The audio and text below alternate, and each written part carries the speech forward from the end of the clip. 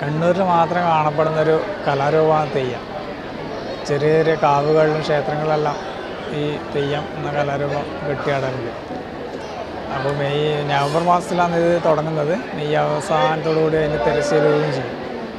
അപ്പോൾ ഇത് മെയ് അവസാനമായില്ലേ, അപ്പോൾ വീടിനടുത്ത് തന്നെ ഒരു ക്ഷേത്രത്തിൽ തെയ്യം ഉണ്ടെന്ന് പറഞ്ഞിട്ട് അങ്ങനെ വന്നതാണ് നമ്മളിവിടെ. അപ്പോൾ നമുക്ക് ആ തെയ്യത്തിൻ്റെ കുറച്ച് ഭാഗങ്ങൾ കണ്ടാലോ എന്നാൽ. അപ്പോൾ നമ്മളിങ്ങനെ ആ ക്ഷേത്രത്തിലേക്ക് പോയിക്കൊണ്ടിരിക്കുന്നു. ഇതാണ് ആ ക്ഷേത്രത്തിൻ്റെ കവാടം. അതിലൂടെ ഇറങ്ങിയിട്ടൊരു 100-150 മീറ്റർ പിന്നെയും കുറച്ചുള്ളിലോട്ട് പോകാനുണ്ട്. അപ്പോൾ ആ വഴിയിലാണ് നമ്മളിപ്പോൾ ഉള്ളത്. ഈ അതാണ് ക്ഷേത്രം അവിടെ കാണുന്നത്.